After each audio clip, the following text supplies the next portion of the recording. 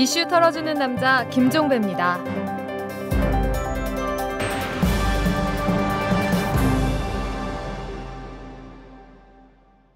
2월의 마지막 날 28일에 전해드리는 이탈남입니다. 자, 오늘은 애청자 여러분께 특별한 공지사항을 말씀드려야겠습니다. 지난해 1월 3일에 시작된 이탈남, 지금까지 줄기차게 달려왔다고 자부하지만 솔직히 부족한 점도 적지 않았음을 인정합니다. 애청자 여러분께 좀 더 많은 정보와 시각을 전해드리지 못했고 분석의 밀도도 좀 더 높여야 했는데 그러지 못했습니다. 자, 그래서 새롭게 준비했습니다. 이 다음 주 월요일 3월 4일부터 확 바뀐 이털남을 애청자 여러분께 선보이려고 합니다. 이른바 이털남 시즌2가 되겠습니다. 자, 그 대강을 말씀드리도록 하겠습니다. 월요일부터 목요일까지는 지금처럼 오디오 팟캐스트로 진행이 됩니다. 하지만 하루에 한 꼭지만 이 짧고 굵게 전해드리는 방식에서 1+1 구성으로 바꾸겠습니다. 그날의 주 이슈를 하나만 골라서 탈탈 터는 탈탈 인터뷰는 그대로 유지를 하되 그 뒤에 요일별 고정 코너를 편성을 합니다. 고정 코너는 세상의 흐름과 긴밀히 결부되되 한 발짝 물러서서 차분하되 재미있게 진단하는 성격이 될 텐데요. 월요일에는 애청자 여러분에게도 익숙한 김종대 디펜스 21 플러스 편집장이 돈, 권력, 군사 이런 제목의 코너를 꾸밉니다. 화요일에는 황상민 연세대 교수가 이 뉴스의 중심에 선 인물을 골라서 그의 심리를 분석하는 그는 왜? 이 코너를 진행을 합니다. 수요일에는 장윤선 오마이뉴스 정치 전문 기자가 이 정치권을 중심으로 언론에 보도되지 않은 사안 또는 보도는 됐지만 잘 드러나지 않은 이면을 들춰서 전해드리는 소소한 특종을 꾸밉니다. 목요일에는 오창익 인권연대 사무국장이 박근혜 정부에서도 계속될 것으로 예상되는 인권의 문제를 구체적인 사례를 들어서 진단하는 인권 이야기를 풀어낼 계획입니다. 자, 그리고 금요일 이날은 아주 특별하게 진행할 계획인데요. TV판 이탈남으로 꾸릴 계획입니다. 핫한 이슈 또는 핫한 인물을 각종 영상 자료와 함께 짚어보는 시간을 가질 계획입니다. 저희 이탈남 비록 손발이 많이 모자랍니다. 그래서 계획대로 알차게 꾸며갈 수 있을지 솔직히 걱정이 좀 들기도 합니다. 하지만 저희 이탈남 팀의 열의만은 어디에 내놔도 뒤지지 않는다고 자부합니다. 이 늘 초심을 유지하면서 애청자 여러분과 소통하는 자세를 견지하도록 하겠습니다. 애청자 여러분도 새롭게 모색하는 저희 이탈남에 성원을 보내주시고 힘이 되어주시기 바라겠습니다. 자, 공지는 여기까지 전해드리고요. 털기 전 뉴스로 넘어가겠습니다. 황우여 새누리당 대표가 오늘 난항을 겪고 있는 정부 조직법 개편안의 통과를 위해서 국회의장단과 여야 당대표, 원내대표의 연석회의를 제안을 했습니다. 황우여 대표는 정부 조직법안 처리와 대부분의 장관 후보자 인사청문회가 오는 3월 5일 끝나는 2월 임시 국회 내에 이루어져야 한다 이렇게 강조를 하기도 했는데요. 관건은 자리의 형식이 아니라 내용입니다. 새누리당 내에서도 김병관 국방장관 후보자, 황교안 법무장관 후보자 등에 대한 용태론이 제기가 되고 있습니다. 국회 부의장을 지낸 새누리당 정의화 의원은 어제 열린 최고 중진 연석회의에서 장관이 국민들로부터 신뢰와 존경을 받지 못하면 어떻게 박근혜 정부가 앞으로 추진할 건강한 신뢰사회를 통한 국민 대통합을 이루겠느냐, 불가능하다 이렇게 전제를 한 다음에 당사자들은 억울할 수 있지만 스스로 용태를 해서 정부가 순항하도록 도와야 한다 주장을 했습니다. 그리고 같은 당의 김용태 의원과 조혜진 의원 등도 라디오 인터뷰에서 비슷한 주장을 했고요. 하지만 당사자들은 말이 없습니다. 부일장학회 설립자 김지태 씨의 오남인 김영철 씨 부부가 경향신문에 밝힌 내용인데요. 지난해 10월 21일에 박근혜 후보가 정수장학회 기자회견을 한 직후인데요. 박 후보의 특보라고 밝힌 김경재 씨가 빨리 만나자는 전화를 했고 계속 문자 메시지가 와서 그 김영철 씨의 부인이 김경재 특보의 여의도 사무실을 찾아간 적이 있었다고 합니다. 이 자리에서 김경재 특보가 유족이 이사로 들어가도록 하고 여야 쪽 한 명씩과 시민단체 등도 참여해서 이 운영을 하게 되면 불만이 없어진다. 정수장학회 이름도 바꾸겠다. 이건 약속하는 것이다. 이렇게 말했다고 합니다. 한데 대선이 끝나고 연락이 안 온답니다.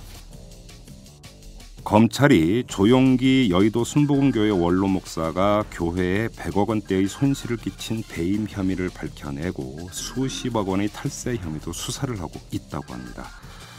조용기 원로 목사의 아들인 조희준 영산기독문화원 사무국장이 2002년 12월 6일 자신이 갖고 있던 아이서비스 주식 25만 주를 적정가보다 훨씬 비싼 한 주당 86,984원에 여의도 순복음교회에 팔아서 교회에 157억 3,800만 원의 손실을 끼친 혐의로 지난해 12월에 불구속 기소가 된 바가 있는데요. 이 조 사무국장의 기소장을 보면 검찰이 조 목사를 배임죄의 공범으로 지목을 해놓고 있다고 합니다. 자, 검찰이 과연 이 산을 넘을 수 있을까요? 한번 지켜봅시다. 지금까지 털기전 뉴스였습니다. 재벌과 모피아의 함정에서 탈출하라. 종횡무진 한국경제. 재벌 개혁에 앞장서온 김상조 교수. 그가 한국경제에 던지는 8가지 질문. 우리가 몰랐던 한국경제의 진실을 파헤칩니다. 더 이상 경제 권력자들의 눈속임에 속지 마세요. 종횡무진 한국경제. 오마이뉴스가 만드는 책 오마이북.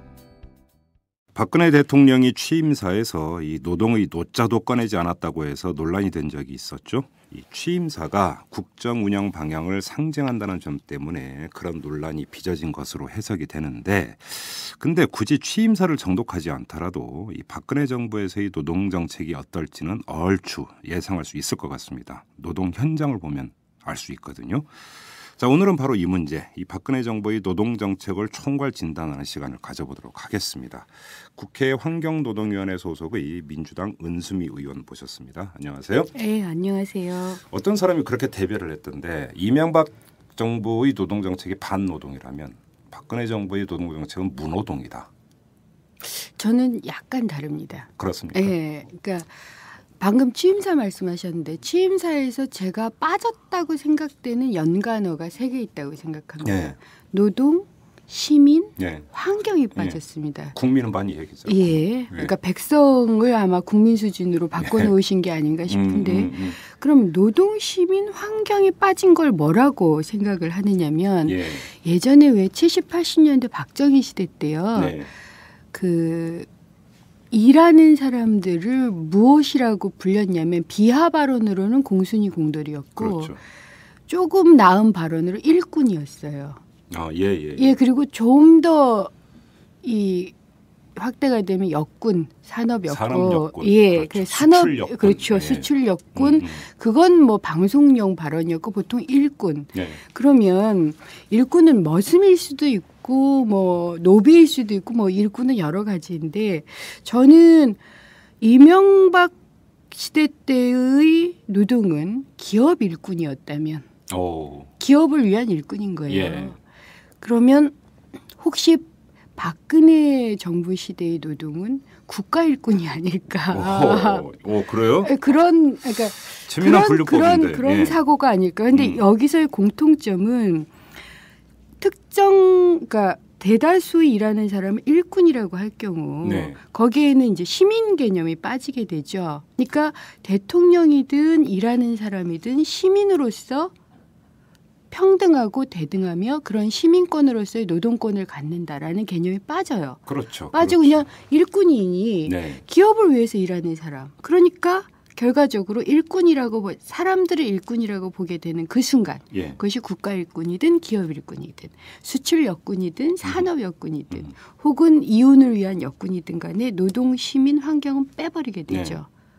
그러니까 결국 일꾼의 나라, 시민권과 노동권이 없는 그런 일꾼의 나라라는 그러니까 의도하진 않는데 노동이라는 것 자체를 잘 모르기 때문에 항상 그렇게 역군이나 일꾼으로만 알아왔기 때문에 그러면 혹시 취임사에서 빠진 게 아닐까. 일꾼이라고 하는 개념은 수직적 편제. 그렇죠. 그다음에 일방적 복종. 그렇죠. 이런 게 깔려 있는 거 아닙니까? 그렇죠. 그러니까 권리라는 게 없는 거죠. 그러니까 노동의 핵심은 예. 자유입니다. 특히 그중에 집단적 자유를 얘기해요. 그 그러니까, 자유는 어떤 자유입니까? 그러니까 집단적 자유라 하면 그러니까 노동자는 기본적으로 기업이나 어쨌든 공공 부분에 종속되기 때문에 네. 자유롭지가 않습니다. 그렇죠. 인간으로서의 자유를 갖지 못해요. 예. 상사의 부당한 지시에 동의를 해야 되는데 그것으로부터 자유로울 수 있는 것은 집단적인 권리를 갖는 것. 그게 단결권이죠. 그렇죠. 그래서 예. 헌법에서 노동 3권이 보장돼 있고 특히 단결권이 중요하죠. 그래서 노동의 핵심은 집단적 자유, 예. 집단적 권리, 단결권이다. 예. 그런데 일꾼은 예. 일꾼법이라는 게 있는 게 아니잖아요. 그런 게 어디 있어요? 그렇기 때문에 예. 수직적이고 종속적이라는 그 말씀이 맞죠. 그래요. 아 그러면 좀 이제 지금부터 근거를 좀 하나하나 좀 찾아가야 되는 문제인 것 같은데. 자 지금까지는 아주 임의적인 그 평가이고 진단이십니다. 네. 아직은 근거가 제시되지 네. 않은. 그렇게 진단하는 근거를 한번 제시해 주십시오. 우선 국정과제라든가 대선공약에 예. 집단적인 자유로서의 노동권 문제가 다 빠져 있습니다. 네. 하나도 언급이 안 돼 있어요. 예. 이게 MB 정부하고도 비슷하긴 해요. 근데 저는 그게 굉장히 신기했습니다. 왜냐하면 늘지요. 혹은 중산층 70%, 고용률 70%를 하려면 핵심이 권리입니다.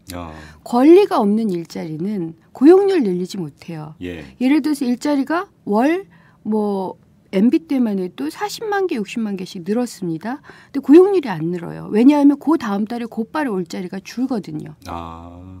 예. 그래서 일자리의 핵심은 즉 늘지오 정책의 핵심은 권리가 있는 일자리, 최저임금도 있고 예. 사회보험도 있고 예. 근로기준도 지켜지고 예. 집단적 자유도 존중되는 일자리입니다. 예. 그러니까 지속 가능한 일자리가 있어야만 예. 권리가 가능한 일꾼이 아닌 노동이 복원되는 일자리가 있어야만 중산층도 가능하고 네. 고용률 70%도 가능한데 그게 빠져 있어요. 예.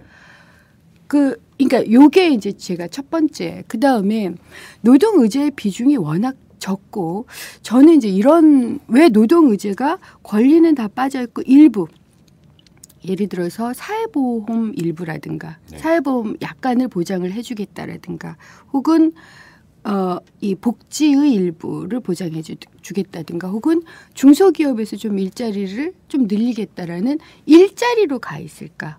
바로 그 일자리와 노동을 동일 개념으로 보고 있는 거 아닙니까? 그렇죠. 아니 대체 개념으로 보고 계시는 것 같아요. 그러니까 노동이 큰 개념이고요. 네. 노동은 여기에 노동권도 있고 노동법도 있고 일자리도 있고 고용도 있고 그렇죠. 자영업도 있고 이런 거잖아요. 예. 그런데 이 중에 하나 일자리만으로 이 노동 전체를 이 발로 빵 걷어차는 거죠.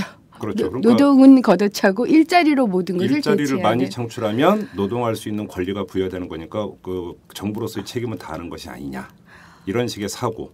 그러니까요. 그러니까 일자리는 일꾼일 수도 있고 제가 누누이 얘기하지만 그건 권리가 있는 노동자일 수도 있고 둘 중에 하나이거든요. 예. 근데 한국에선 일꾼이 너무 많다는 말이죠. 지금까지. 예. 비정규직도 사실은 권리가 없다라는 점에서 일종의 일꾼으로 분류가 될 수밖에 없거든요. 네. 그런데 이제는 그런 일꾼으로서의 일자리를 늘리는 건지 그렇지 않은 건지는 애매한 상황에서 그냥 노동을 일자리로 대체하는 요걸 MB 정부 때도 했었어요. 그래요?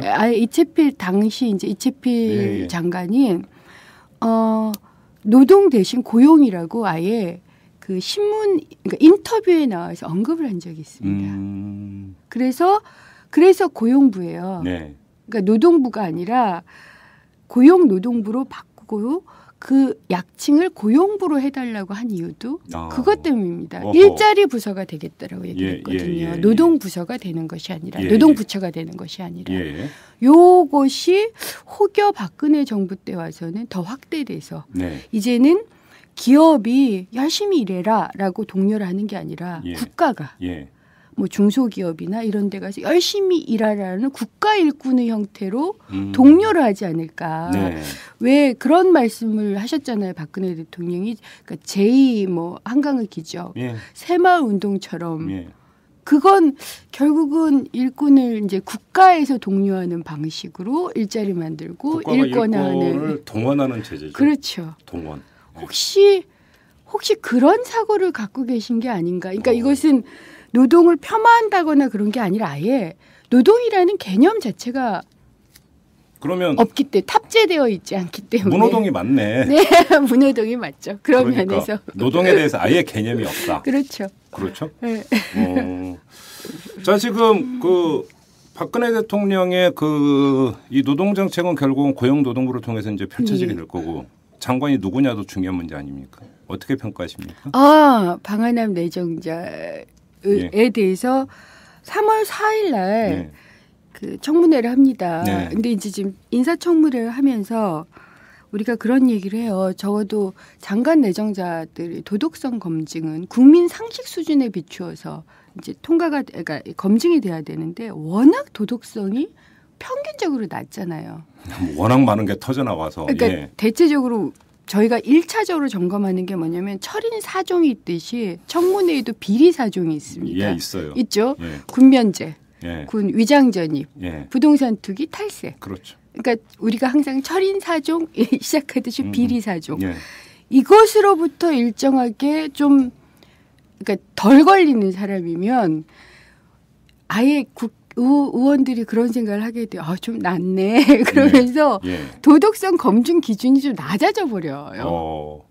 그런 면이 있습니다. 그러니까 그런 점에 비춰볼 때 방한남 내정자는 일단 저희들이 열심히 탈탈 털고는 있는데 요 비리 사종에 걸리는 게 굉장히 적어요. 그래요? 네. 굉장히 적어요. 그러니까 그것만으로도 반갑긴 하다. 반갑죠. 왜냐하면 본인이 육군 하사를 제대를 하셨고요. 딸이 셋이에요. 딸만 셋이세요. 그러니까 당연히 군 통과잖아요. 그다음에 돈이 재산이 별로 없으세요. 그래서 지금 장관 후보자들 중에 꼴찌에서 두 번째. 뭐 하시던 분이에요? 제가 과거에 몸담고 있었던 노동연구원의 연구자였습니다. 그렇죠?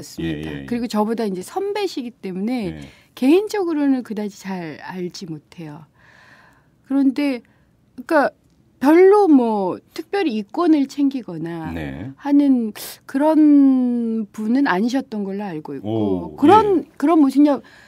그래도 장관 후보자들 중에서는 보통 사람의 모습하고 좀 비슷한 그런 분이고 이제 또 하나 이분이 굉장히 합리적이세요.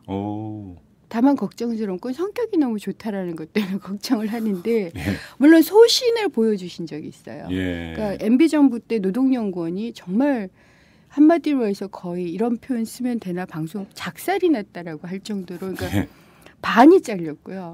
지금도 임금을 30% 삭감. 그 정도였어요? 그다음에 용역을 하나도 안 주고 기존에 주요하게 했었던 연구원 사업들을 다 가져가는.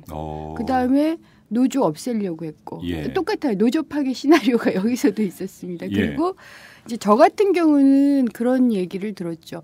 네가 나가면 노동부가 용역을 준대더라 이런. 눈에 가셨군요. 네. 근데 제가 나왔는데도 용역을 안 주더라고요. 의원으로 나왔잖아요.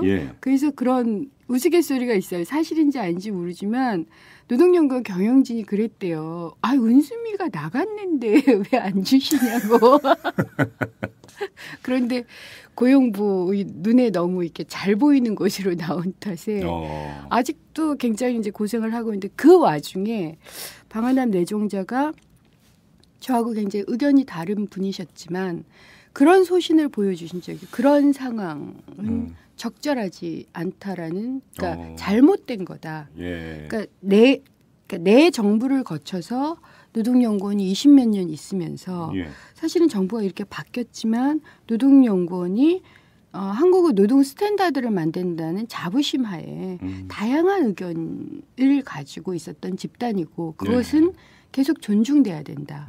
그래서 자기하고 다른 입장을 가졌다는 이유로 이 탄압을 받는 것에 대해서 사실은 좀 공개적으로 언급을 하셨어요. 그것 때문에 좀 고생을 하셨습니다. 본인이. 그래요? 그래서 저는 워낙 성격이 좋으신 분이라서 사실은 그런 태도를 그러니까 표명하시는 것 때문에 좀 놀랐어요. 원만하면서도 강단을 보일 때는 보인다. 근데 그게 항상 보이실지 제가 걱정스러운 건. 그분의 노동관은 어떻습니까? 노동관이라는 게 그러니까 딱히 우선 노동에 대해서 그렇게 깊이 생각해 보실 이 경력이 없었고요. 노동연구원에 계셨다며. 주로 노동연구원에서 여러 가지 정책을 하는데 저 같은 경우 이제 노동 문제 정면으로 이제 정책을 다뤘다면 이분은 주로 고용 정책을 가지고. 고용 쪽이었어요. 네. 이채필 고용노동부 장관하고 그러면 발상이 비슷할 수도 아니요, 그러지는 않아요. 그렇지는 않습니다. 왜냐하면 주로 고용 중에서도 이제 사회 정책을 많이 다루셨기 때문에 그러니까 경제 정책을 또 다루는 사람하고 사회 정책을 다루는 사람이 좀 달라요. 노동을 사회적으로 접근하는 사람과 노동을 경제적으로 접근하는 사람은 좀 다른데 이분은 이제 연금, 사회보험 이런 걸 많이 다루신 거죠. 그래서 노동에 대해서는 합리적인 분이라서 합리성을 좀 그러니까 존중하시려고 할 거고 다른 견해도 조금은 존중할 거라고 생각하지만 이 한국의 노동 현실은 사실은 결단하고 의지가 필요하거든요. 그것에 대해서는 어떨지가 굉장히 궁금한 분이에요. 그런데 지금 은수미 의원께서는 상당히 지금 그 상대적으로 호평을 하신 편입니다. 그렇죠. 저 그러면 박근혜 대통령이 노동에 대해서 개념이 없다. 요즘 그 개념이 탑재되어 있지 않다. 했는데 노동장관, 고용노동부 장관 후보자는 비교적 합리적인 사람이다. 근데 어차피 노동정책은 일선에서 진두지휘하는 건 장관 아닙니까? 그러면 별로 걱정할 게 없다라는 아니요. 비약으로도 연결이 될 수가 있죠. 그렇지 않죠. 제가 지금 걱정하는 게 뭐냐면 환경부 장관도 그렇고 고용부 장관도 그렇고 별 문제 없는 약체라고 보이는 합리적이고 온건하고 하지만 약체인 분을 만약 그렇다면 그게 사실이라면 노동이 비선 라인을 통해서 운영이 되게 돼 있습니다.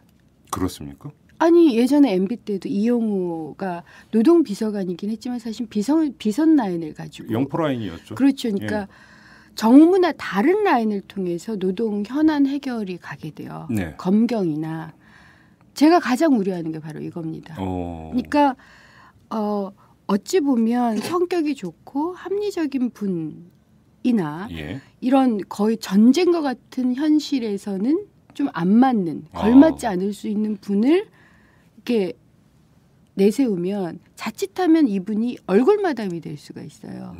그리고 노동 문제는 다른 보이지 않는 손을 통해서 해결을 하게 되면 이건 최악이죠. 제가 걱정하는 게 바로 그겁니다. 그러니까 선비와 투사는 분명히 다른 사람들이죠. 그렇죠. 자, 그러면 청와대 쪽에서 노동을 관장하는 수석이 어떤 수석입니까? 원래는 그 고용 사회정책 수석이어야 돼요. 근데 이분이 지금 사회복지학과 명예교수이시잖아요. 그러니까 별로 이제 노동이나 사실은 뭐 이런 거 그다음에 투사나 이런 거 아니시고요. 그다음에 노동비서관이 지금 고용정책실장 기존의 고용부 고용정책실 한상훈 실장님이신 걸 내정된 걸로 알고 있는데 이분도 또 참 좋으신 분이에요. 그러니까 라인 전체가 공식 라인 전체가 약체 라인이 되죠. 그러면 누가 실제로 노동을 하게 될 건가가 굉장히 궁금해집니다. 사령탑이 누가 되느냐가 상당히 중요한 문제겠네요. 그러니까 누구 정무, 민정 혹은 비서실 뭐 이런 데서 할 건지 검경, 국정원 뭐 이런 데서 동원이 될 건지 노동 문제를 공안 문제로 접근해 들어가느냐 정치 문제로 접근해 들어가느냐 상당히 중요한 문제인데요. 지금 현재의 노동 라인을 가지고는 알 수가 없습니다. 그래요. 아무튼 이 사람들이 근데 힘을 갖고 밀어붙이기는 데는 역부족이다. 그렇죠. 현재로 볼 때. 부서 간에 조율하고 청와대를 설득하고 권리를 세워야 된다라고 하실 만한 아직까지는 그런 분들은 아니지 않느냐. 그리고 또 설령 그게 누가 되더라도 대통령보다는 힘이 약하죠. 그렇죠. 그러니까 중요한 건 대통령의 마인드인데 은수미 의원께서는 개념이 없다고 한마디로 정리를 하셨습니다. 자, 이제 이게 본질적인 문제인 것 같고 또 하나 지금 이거는 박근혜 대통령과 직접적인 상관성이 없다고 볼 수도 없는 문제인 것 같은데 지금 그 정부 조직법 개정안을 두고 지금 그 여야가 지금 팽팽하게 줄다리기를 네. 하고 있는데 이 와중에서 상임위 재편 주장을 새누리당이 했습니다. 네. 그러면서 국회 환경노동위원회를 없애자. 네. 지금 상임위원회 가운데 유일하게 야당이 많은 게 환경노동위원회. 유일하죠. 여기도 손톱 밑에 가십니다. 지금 그게 어디까지 얘기가 진행이 됐습니까? 아니요. 얘기는 사실 스탑이 된 거고요. 네. 정부 조직 개편안 논의 때문에 더 이상 논의를 할 수 없다라는 것이 민주당 입장이었어요. 그래서 스탑이 됐는데 어쨌든 제가 새누리당 쪽을 확인해 본 바에 따르면 새누리당의 일부 의원들, 특히 환노 의원들이 의원 중에 일부가 당 지도부에 노동과 환경을 분리해서 노동은 직영위 정도로 보내고 그러니까 직영위는 대기업, 그러니까 기업 밑에 정말 기업 일꾼화 하는 거죠. 기업 밑에 붙이는 산업정책 하위 범주로 그렇죠. 그다음에 그 환경은 국토위 1순위 국토위. 그러니까 이것도 똑같아요. 그렇죠. 개발의 하위 범주로 환경을 두는 방식으로. 야, 완전 옛날 발상인데. 예, 그렇게 하자. 그리고 이게 아니 근데 그거를 환경노동위원회 소속 새누리당 의원들이 주장을 했다고요? 네.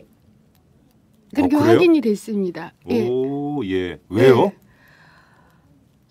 그러니까 그 야당 의원들의 등싸 아래 더 이상 힘들다 이런 겁니까? 이게 첫 번째예요. 그러니까 첫 번째는 저는 첫 번째는 환노위에서 사실은 새누리당 의원들은 본전도 못 건지고 잘해야 본전이다라는 의견이 많아요. 그렇죠. 그러니까 우선 그게 있고 두 번째로 환노위에 있으면 후원금이 안 들어온답니다. 그건 맞아요. 저도 그러니까. 이제 후원금이 주로 기업이나 이런 데서 많이 들어오는데. 그렇기 때문에 직영이나 국토위로 붙이면 엄청나게 후원금이 많이 들어온대요. 저는 그 생각을 못 해봤는데 역시 또 돈으로 연결이 돼요. 현실적으로 그렇다. 엄청난 차이래요. 2-3배 정도의 차이는 난다고 하거든요. 보통 환노위에 오면 후원금 꼴찌에서 몇 순위 이렇게 특히 야당 환노 의원들은 그렇다고 하고요. 근데 여당조차도 별로 도움이 안 된다는 거죠. 그 두 가지가 핵심적이었다고 들었어요. 후원금? 네, 후원금.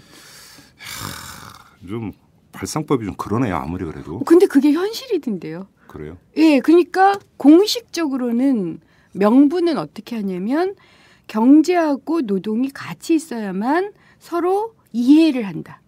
명분은 이렇게 항상 얘기를 합니다. 하지만 이제 들여다보면 환노회가 손톱 밑에 가시였고 두 번째로 후원금이 안 들어온다. 이게 이제 비공식적인 의견이라는 거죠. 자, 그러면 그러니까 언젠가는 정부 조직법 개정안이 타결돼서 국회 통과할 거 아닙니까? 그러면 그 뒤에 이 환노위 해체 문제가 수면 위로 다시 떠오를 가능성이 있습니까? 아니면 그냥 가는 겁니까? 저는 떠오를 가능성이 있다고 생각합니다. 그래요? 왜냐하면 새누리당 환노위 의원들 의견이 나뉘더라고요. 찬성하는 사람하고 반대하는 사람들이 있고요. 찬성하는 그러니까 환노위를 폐지하는 찬성하는 분들이 새누리당 본인들이 그렇게 얘기를 하셨어요. 새누리당 지도부에 어쨌든 건의를 했다.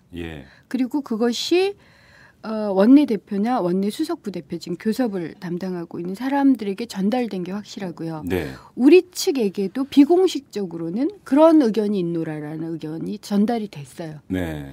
그리고 심지어는 민주당 내에서도 환노위 폐지안에 동의하는 사람들이 있다는 거죠. 아니, 그러니까 민주당이 다 힘을 모아서, 그러니까 당 지도부는 환노위 폐지안이 있을 수 없다. 저번에 우원식 소속 부대표도 저 인터뷰에서 공식적 입장이 그런데 민주당 내에서도 사실은 환노위 폐지안에 동의하는 사람이 그 사람들이 논리는 있기 뭡니까? 때문에 그게 비슷한, 그러니까 명분은 노동과 경제가 똑같아요. 명분이 노동과 경제가 그러면 그런데. 그러니까 노동과 경제가 같이 가야 되고 개발과 환경이 같이 가야지 이게 서로 이해가 돼서 그렇다 이런 얘기를 하고요. 민주당 의원들 일부도. 그리고 두 번째는 원래 환경과 노동은 잘 어울리지 않는 거다. 원래 붙여놓은 이유는 그렇긴 해요. 미니 부처, 약체 부처 두 개를 붙인 거예요. 처음엔 그러니까 그걸 이제 다시 그래서 오랫동안 노동과 환경이 잘 맞지 않는다. 이런 얘기가 되어 왔다. 그다음에 이제 비공식적으로 실제로 그 노동 이슈가 제한적이고 예. 노동이나 환경 이슈가 제한적이고 후원금에 도움이 안 된다. 비슷하죠. 뭐 다를 게 하나도 없네요. 비슷해요. 예. 그래서 저는 이제 거기에 대해서 제가 반대한 여러 가지 이유 중에 하나가 환경과 노동의 공통점이 있습니다. 네. 그래서 잘 붙어 있어요. 예. 예상외로. 예. 처음에 의도했던 거 아닌데 그게 뭐냐면 약자의 문제라는 거예요. 그렇죠. 환경과 노동이 파괴되면 가장 먼저 피해를 입는 게 약자들이에요. 그렇죠. 제가 어떤 얘기도 하느냐면 대기 환경이 나빠지면 모두가 다 후두염에 걸릴 것 같지만 가장 먼저 걸리는 사람이 반지하에 사는 가족, 거기에 그렇죠. 노역자예요. 그렇죠. 어린아이들. 그렇죠. 그다음에 감기가 많이 돌 때 자가용을 타는 사람보다 대중교통을 타는 사람이 바이러스에 노출을 많이 됩니다. 그건 상식이죠. 예. 제가 그래요, 제가 감기녀였거든요. 아, 그래요? 그러니까 저희가 이제 가족 중에 의사분들이 몇 분 계시는데 항상 지하철을 탈 때 저한테 그래서 마스크를 쓰라고 그랬었어요. 예. 너무 자주 걸리고 예. 너무 힘들어하니까. 예. 제가 요즘 그래도 자가용을 타지 않습니까? 예. 야, 딱 3번밖에 안 걸렸어요. 언제 작년 한 해? 예. 3번도 많은 거예요. 근데 저는 보통 한 네. 10번쯤 걸려요. 제가 볼 때는 그러니까 버스 타느냐 자가용 타느냐 이전에 운동부터 하세요. 운동도 해요. 근데 제가 좀 감기에 약한 점이 있어가지고 예전에 감옥에서 뭐 하여튼 그런 것 때문에 쉽게 걸리는 거예요. 근데 10몇 번 걸리다가 요즘 한 2-3번 걸리니까 이게 자가용 의욕하구나. 그러니까 소득 수준이나 사는 환경이 이 어떤 병에 걸리게 하느냐도 다른 거죠. 그렇죠. 그렇기 때문에 노동과 환경은 약자들의 문제고 그 노동과 환경이 붙어있기 때문에 그 약자들이 그냥 목소리를 냅니다. 그래서 새누리당도 원하지 않지만 어쨌든 새누리당까지 합쳐서 15명이 노동과 환경에 대해서 1년 내내 목소리를 내주는 거잖아요. 그렇죠. 근데 지경위로 가면 지경위가 30명이에요. 우리 가면 어떻게 되면 새누리당에서는 노동 문제는 얘기를 안 하겠죠. 네, 그렇죠. 그리고 민주당 의원들 중에서도 노동 문제는 별로 얘기하지 않고 그렇죠. 어쨌든 여러 가지 이 대기업 문제라든가 이런 문제를 얘기를 할 거거든요. 그럼 결국 노동 문제를 얘기하는 사람은 두어 사람. 그렇죠. 결국 그렇죠. 상임위 한 번 하면 30분 내로 노동 문제는 끝나는 거죠. n분의 1로 확 줄어들어 버리죠. 그렇죠.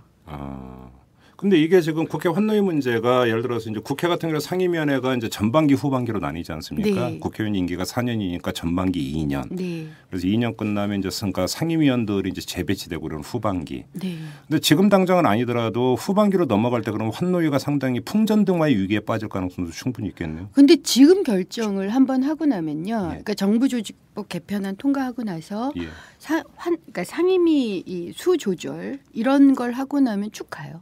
그렇죠.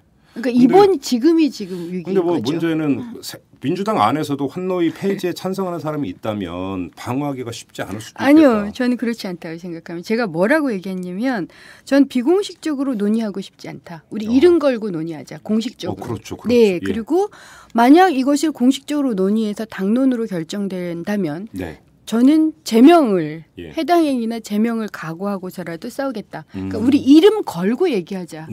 왜냐하면 저도 이게 비공식적 논의 사항이기 때문에 사람 이름을 얘기하거나 이건 잘못된 거라고 생각해서 절대 밝히지 않거든요. 하지만 저는 이 정도의 논의라면 공식적으로 이름을 내걸고 해야 되는데 못 하시는 거예요. 요거도 먹을까 봐. 그렇죠. 요거도 먹을까 봐. 바로 그 지점이 있어서 약자들의 문제에 약자에 대한 배신이고 약자를 무시한 거고 이런 비난이 쏟아질 거라서 공식적으로 못 얘기할 거라는 거죠.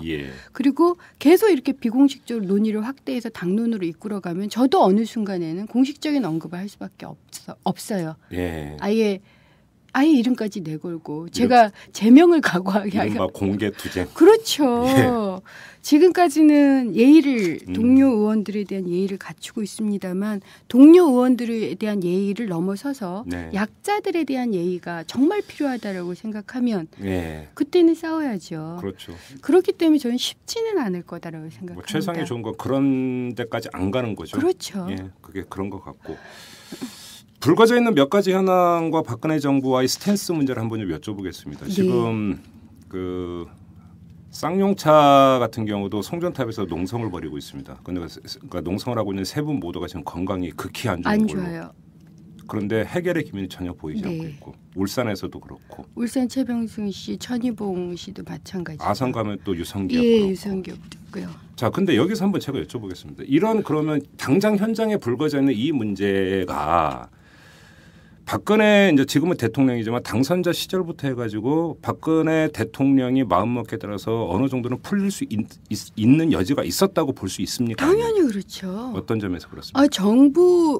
한국에서 기업 수준의 노사관계를 넘어서는 쟁점은 네. 대개의 경우 정부 의지가 개입됩니다. 그렇죠. 그래서 기억을 하실지 모르겠지만 2005년 노무현 정부 때 굉장히 장기 파업이 많아졌었어요. 네, 그래서 네, 노무현 대통령의 직접 지시 사항이었는데 2007년 때 이것을 줄여라. 이게 명령이었어요. 네. 그래서 실제로 조정을 합니다. 노동부가. 예, 그래가지고 장기 파업 사업장을요 쫙 줄여나가요. 아, 그래요? 예, 그래서 2007년 이후에 파업 빈도가 딱 떨어져요. 아. 이게 그 정도로 이 노사관계, 그러니까 특히 사회적 쟁점이 된 노사관계는 정부 정책 의지가 굉장히 중요합니다. 그 이유 중에 하나가 그러니까 노동자들한테 불법이라고 하지만 정말 심각한 건 사용자 측의 불법의 가능성이 그렇죠, 굉장히 그렇죠. 커요. 그러면 사용자에게 당신들 정말 법대로 안 하면 네. 국세청 동원하겠다. 예를 들자면 그렇죠. 그 정말 법대로 안 하면 그 재벌가 승계 안 된다. 음. 만 이런 그 실제로 그런 이 도구를 사용한다, 수단을 사용한다. 법을 지킵니다. 그렇죠. 법을 지켜요. 예. 노동자들은 가진 게 없기 때문에 그런 위협을 할 게 별로 없어요. 하지만 사실은 대부분 이게 대기업 문제인데 대기업은 조율할 수 있는 여지, 특히 대기업 사용주에게 그 압력을, 그러니까 정당한 형태의 압력을 가할 수가 있습니다. 네. 법을 지켜달라는. 예, 예. 그러니까 법 위에 쓰면 안 된다. 이 시그널을 명백하게 보이면 네. 이 사용주들은 시나리오를 여러 개 가지고 있어요. 그렇죠. A, B, C 그 중에 한 카드를 드는 겁니다. 네, 네. 그런데 정부가 그 시그널이 애매하다. 예. 사용주 편을 계속 들고 있는 것 같다. 그러니까 제가 이런 표현을 썼는데 그러니까 A가 B를 열날이 패고 있는데 예. 그냥 노사 자율로 하세요. 그러면 A더러 계속 패라 이 얘기하고 똑같거든요. 예. 근데 그 시그널이 아니라 A가 B를 열심히 패고 있는데 법 지키지 않으면 죽는다. 예. 이 시그널을 보내면 A가 패는 걸 그만두죠. 그렇죠. 이게 그 사는 원리가 비슷한 게 집에서 애가 그러니까 아빠 눈치 보면서 게임하고 있는데 아빠가 무신경하면 계속하고 그렇죠. 약간 이제 미간이 찌푸려지면 경계 모드로 갔다가 그죠? 그런 거 원리고 똑같은 거 아니에요? 그렇죠. 그렇죠. 또 한 가지 현안이 있습니다. 고 최강서 씨의 그 죽음을 불러왔던 손배 가압류 문제가 노사 합의 타결은 받습니다. 그런데 보자마자 검찰이 김진숙 민주노총 지도위원을 포함한 여러 명을 상대로 구속영장을 청구를 했다가 법원에 의해서 기각은 됐습니다만 그러면 검찰이 이런 조치는 어떻게 판단하십니까?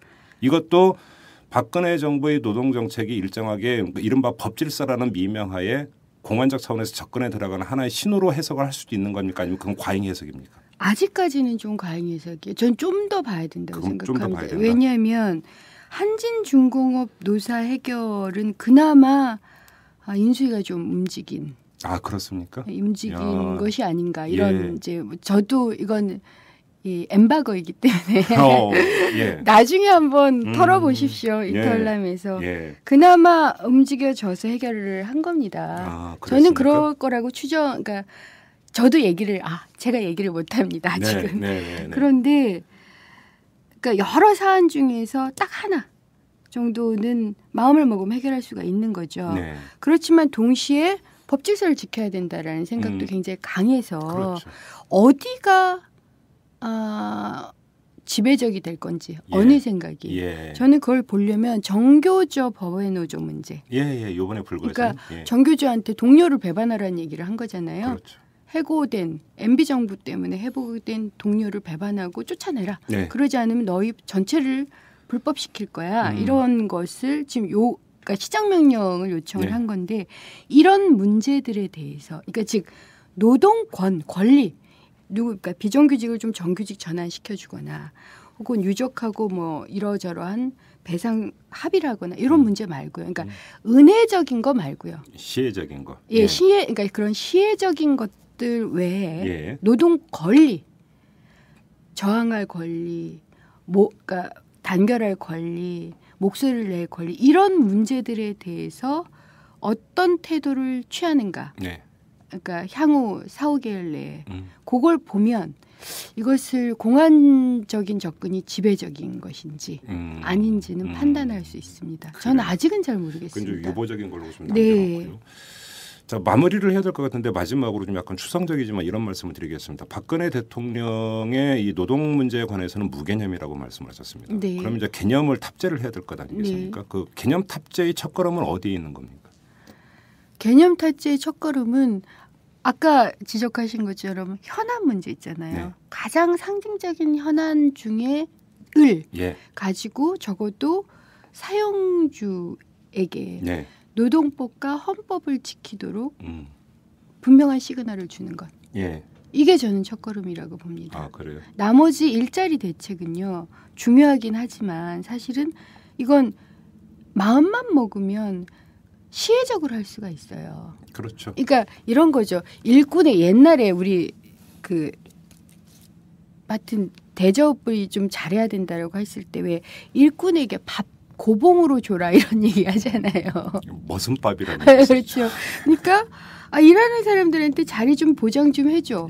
이럴 수는 있다는 거예요. 그렇죠. 그렇지만 이 사람은 일꾼이 아니라 노동자, 권리가 가진 시민으로 보는 것은 이 몇 가지 상징적인 사항에서 권리를 요구하는 상징적 사안에 대해서 정확한 해결의 태도를 보이는 거죠. 그렇죠. 연결이 되어 있습니다. 그렇죠. 그래서 그것이 노동 개념 탑재를 이렇게 좌우하는 것이 아닐까. 알겠습니다. 지금까지 은수미 의원을 모시고 박근혜 대통령의 이 그 노동 정책에 대해서 쭉 짚어봤는데 결론을 보니까 은수미 의원의 그 의정 활동이 상당히 바빠지시고 힘들 것 같습니다. 결론은 이렇게 내려지는 것 같은데요. 보니까. 열심히 해서 기여를 할 수 있었으면 좋겠어요. 그러면 저도 보람이 있는데 아직까지는 의정 활동이 좀 부족한 것 같아서 제가 아쉽습니다. 근데 박근혜 정부에서 이 의정 활동을 열심히 안 할 수 없도록 하는 요인은 계속 제공이 될 것 같은데요. 진단 이렇게 쭉 들어보니까. 그렇죠. 그리고 저처럼 하늘에서 그냥 굴러 떨어진 형태로 의원직을 받은 사람은 당연히 하늘의 뜻과 국민의 뜻에 부응해야 됩니다. 그게 의원을 해야 될 이유죠. 비례공천은 그렇게 표현이 됩니까? 저는 다른 사람들은 의원 되기 위해서 얼마나 노력 많이 해요. 근데 저는 3일 전에 갑자기 너 비례해라 이렇게 된 거 아닙니까? 그래요? 전 그 정도로 였으면 그건 시대 정신이 요구한 거라서 저는 거기에 부응하는 게 저희 정치인으로서의 시작이라고 생각해요. 왜 근데 자꾸 낙하산 의원으로 들릴까요? 낙하산 의원은 아닙니다. 농담입니다. 알겠습니다. 자, 여기서 마무리하도록 하겠습니다. 고맙습니다. 네, 감사합니다. 안녕하세요. 오마이뉴스 대표 오연호입니다. 오늘 방송 잘 들으셨나요? 오마이뉴스는 10만인 클럽 회원 여러분의 후원으로 이탈남을 제작하고 있습니다. 오마이TV의 대선 올레도 10만인 클럽 덕분이었습니다. 이탈남과 오마이TV 더 열심히 하겠습니다. 여러분이 제작자입니다. 월 10,000원에 참여 10만인 클럽 회원이 되어 주십시오. 오마이뉴스 첫 화면에서 직접 가입하시거나 02-733-5505 내선 274번으로 전화 주시면 담당 직원이 안내해드립니다. 지금 7,500명입니다. 함께해 주십시오. 감사합니다. 야, 뭐하냐? 기사 써. 네가 무슨 기자도 아니면서 뭔 기사를 쓰냐? 나 오마이뉴스 시민기자야. 수십만 명의 사람들이 내가 쓴 기사를 읽는다고. 오마이뉴스에 기사를 쓴다고? 난 읽기만 했는데. 그게 정말이야? 당신도 오마이뉴스 헤드라인 기사를 쓸 수 있습니다. 지금 바로 오마이뉴스 시민기자로 등록하세요. 세상을 바꾸는 주인공이 될 수 있습니다. oma이뉴스.com.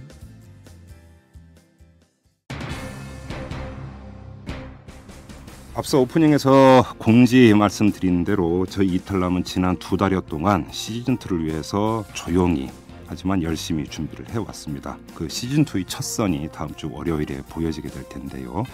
여러분들 한번 들어봐 주시고 또 금요판은 TV판이니까 봐주시고 애정은 있지만 그래도 객관적이고 냉정한 평가를 해주시기를 바랍니다. 그러면 저희가 시행착오를 최대한 줄일 수도 있고 언제라도 조금씩 다시 가다듬어 갈 수 있지 않겠습니까? 아무튼 여러분들의 성원 다시 한번 부탁드리면서 마무리하도록 하겠습니다.